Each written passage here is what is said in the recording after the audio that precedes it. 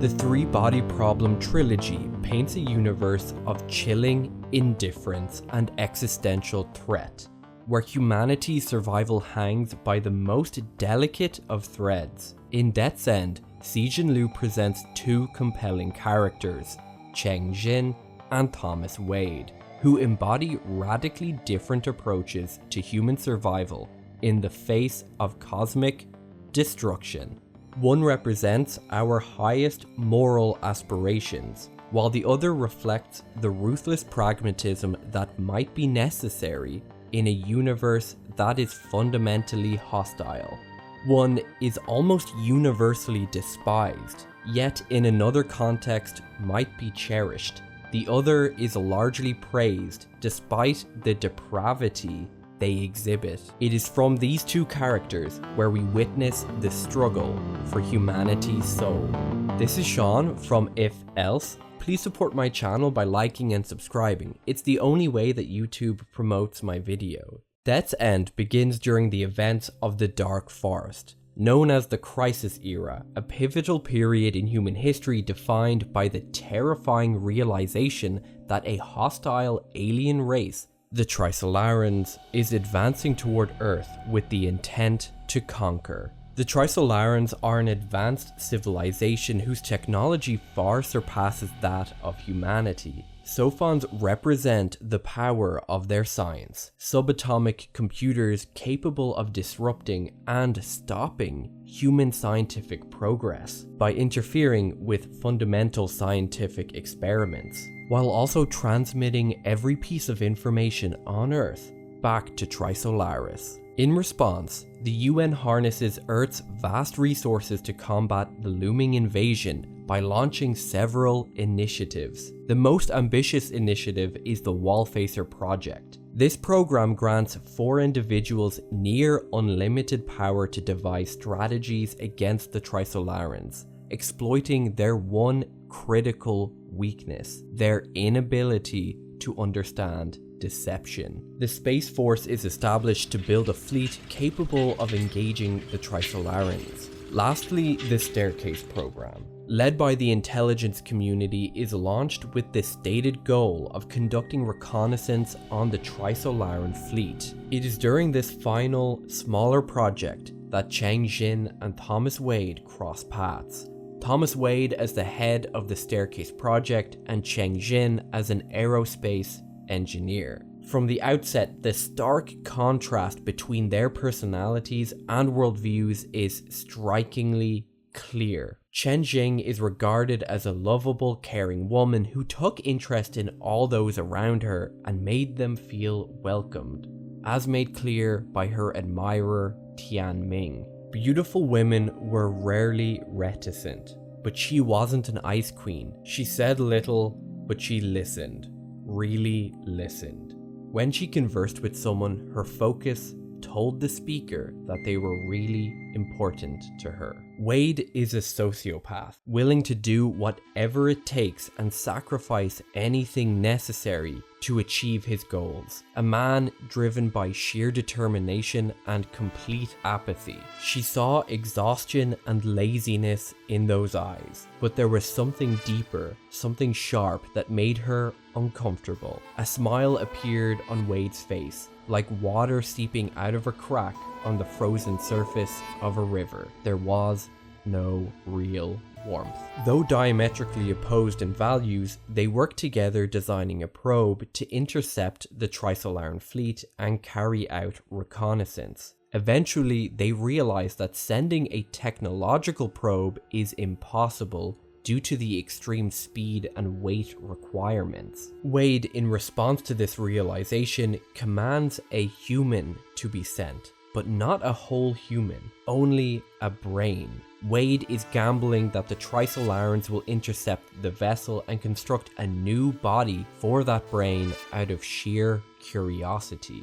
In selecting someone for this mission, several candidates are shortlisted based on their background and deteriorating health, since anyone accepting this mission is facing a fate worse than death. Among those considered, 2 names stand out: Yun Tianming and Michael Vadimov, both friends of Cheng Xin.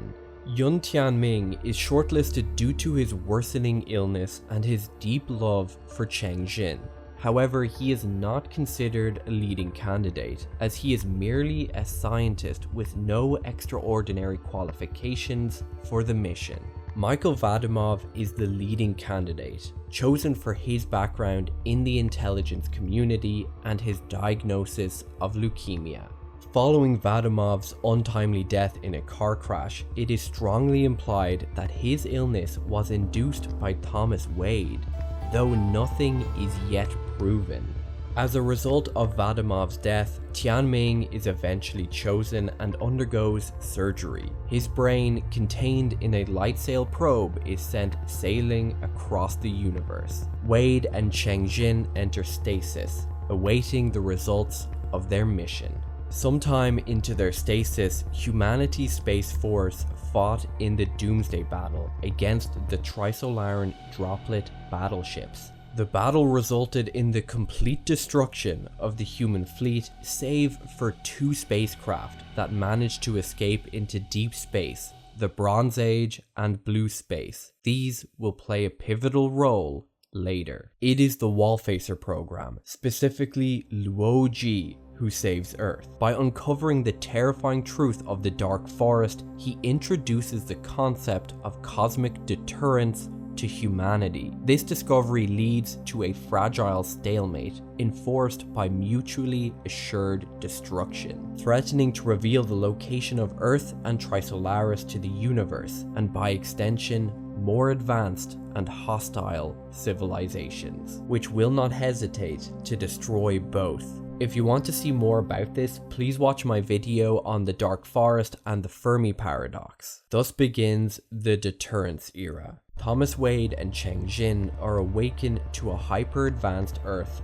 264 years in the future. This seemingly utopian planet has grown weary of the very man who saved it, Luo Ji. As Luo Ji has aged, he can no longer maintain the responsibility of serving as the sword holder, the individual tasked with activating the deterrence device. This more advanced civilization strives to bridge the divide between human and Trisolaran societies, leading many to question the necessity of deterrence. Consequently, as Luo Ji's term as sword holder comes to an end, it is decided that his successor should be chosen through a democratic election, rather than appointing an individual based on their suitability for such an immense position. It is at this point that we witness Wade's most deprived act, realizing that Cheng Xin's prominence in this new society makes her the most likely candidate for sword holder, and judging her as totally unfit for the role, he draws a gun and shoots her twice. Before taking the final shot, he admits to her that he did induce leukemia within Vadimov, but not for any other reason than he was the ideal candidate for the staircase program. Wade believes that the ends justify the means, and that the advancement of society is greater than any one person. His philosophy drove him to this moment, pure functionality and an innate drive for survival. Yes, the staircase program needed him. And now my new plan does not need you. Both of you are very good, but you're in the way. I have to advance without consequence. Thomas Wade pulled the trigger again. The gun is over 300 years old. In an act of sheer chaos, the gun jammed and backfired, exploding, causing Wade to lose his arm. Cheng Xin survived the encounter and Wade is imprisoned. Cheng Xin is elected as the new sword holder. During the handover between her and Luo Ji, Cheng Xin realizes that he is the ideal sword holder, embodying the true essence of a wallfacer, radiating stoicism and an air of impenetrable mystery. Cheng Xin's role of sword holder did not last even 15 minutes. Correctly predicting that she did not have the mental capacity fit for the role, the Trisolarans launched an attack on Earth. In Cheng Xin's subconscious, she was a protector, not a destroyer. She was a woman, not a warrior, When she faced that distant world as the sword holder, Cheng Xin, unlike Luo Ji, did not feel it was a life or death contest. She thought of it as a game of chess, but her opponents hadn't bothered to move any pieces on the board. They had simply lifted the chessboard and smashed her head. The deterrent system was completely destroyed by the Trisolaran droplet ships, marking the end of the deterrence era and the decades-long peace it maintained. The Trisolarans revealed that Cheng Xin had only a 10% chance of activating the system in a crisis. To Cheng Xin's surprise, they admitted that Thomas Wade had a 100% likelihood of activation. Had he been in control, the Trisolarans would have been entirely defeated. This fundamental difference between Wade and Cheng Xin ultimately seals Earth's fate. In many situations, especially during times of peace, Cheng Xin's compassion and dedication to harmony would have made her an exceptional leader. However, in this critical moment, her skill set was ill-suited for the demands of survival. Her election was not her failure, but humanity's, a reflection of its misplaced hope and idealism. Peace had cost humanity its strength. Victory had defeated it. Thus begins the post-deterrence era, an age marked by the forced resettlement of humanity to Australia and the eventual culling of the population as the Trisolarans prepare Earth for their arrival. It is an era of immense human suffering, one humanity brought on itself. Faced with a crucial choice, they knowingly elected someone who embodied the best of human compassion, rather than someone with the hardened resolve necessary to serve as sword holder. Unbeknownst to those on Earth, the galactic humans aboard the spaceship that escaped the Doomsday Battle, Blue Space, correctly deduce that Earth has been invaded and activate their backup deterrence trigger. This action broadcasts the location of the Trisolaran homeworld to the universe, and by extension Earth's location as well, condemning both to annihilation. True to their nature as a rational species, the Trisolarans immediately halt their invasion and change course, abandoning their conquest in an act of self-preservation, marking the end of the post-deterrence era. The contrasting worldviews would continue to survive with Wade and Cheng Xin into the Signal era. The Signal era begins with the revelation that Thomas Wade's ruthless gamble centuries earlier of sending a human brain into space has paid off. Young Tianming was rescued by the Trisolaran fleet, integrated into their society, and earned their trust. Given a single chance to communicate with humanity, he shared several stories, one of which revealed hints about curvature propulsion. Building on the ideas contained within Tianming's stories, humanity evaluates a number of plans to prepare for the Dark Forest strike. We will cover two. The bunker theory proposed constructing bunkers within the solar system, space structures hidden behind planets, to withstand a Dark Forest strike. This option was comfortable to humanity as it was feasible in the near future and offered immediate protection. Faster than light travel using curvature propulsion would allow humanity to leave the solar system and become a deep space civilization. Yet its development was outlawed due to fears of attracting new, dangerous civilizations due to the cosmic trails it leaves behind. Wade refuses to accept humanity's choice of the bunker theory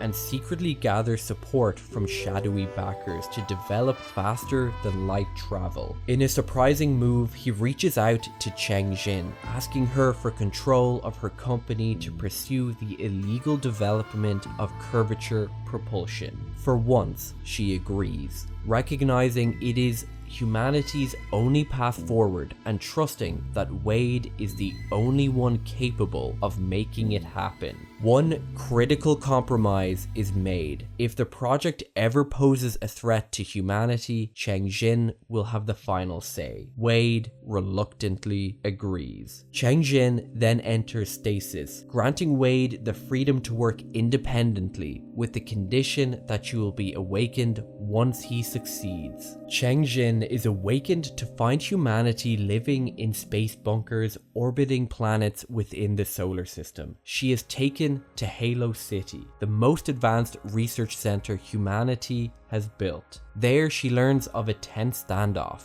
The Federation demands that the scientists in Halo City halt their research, while the scientists insist on continuing their work. A blockade surrounds the city, but Cheng Xin is granted exclusive access by the Federation to meet Halo City's leader, Thomas Wade. Now in the twilight years of his life, at 110 years old, Thomas Wade has finally achieved his life goal, giving humanity a chance to survive. Together with the scientists at Halo City, he has solved the fundamental mathematics of faster than light travel, going so far as to even develop an experimental curvature space drive. However, this success defies the Federation's core principles and is seen as a grave threat to humanity's safety. Wade has simultaneously endangered humanity and succeeded in creating the curvature space drive. True to his word, he wakes Cheng Xin to let her make the final decision. Should he continue his pursuit of faster than light travel at risk of igniting a civil war, or should he and his team lay down their arms for the sake of peace? Cheng Xin is once again faced with a familiar dilemma. Follow her heart and moral compass, or heed to the cold, pragmatic logic of Thomas Wade. Once again, their opposing worldviews collide, leaving no room for compromise. Her internal monologue telling her that humanity was a child. She felt the baby in her arms was facing a flock of hungry wolves, and she had to protect the child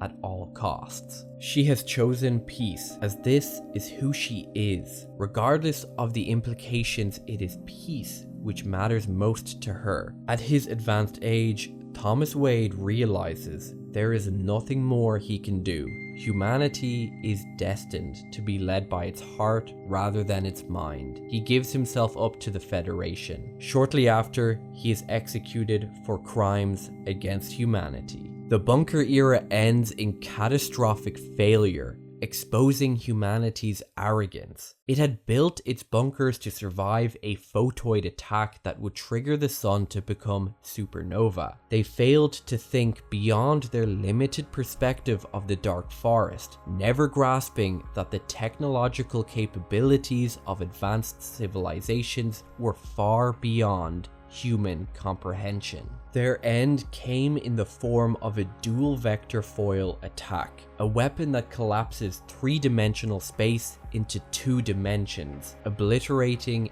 everything in its path and making three-dimensional life impossible. Tragically, the only way to escape its event horizon, and by extension save human life, is by reaching light speed and leaving the solar system. In a startling revelation, Luoji, still alive at such an advanced age, has secretly continued Wade's work and successfully developed 3 faster-than-light ships. However, only one was available at that moment.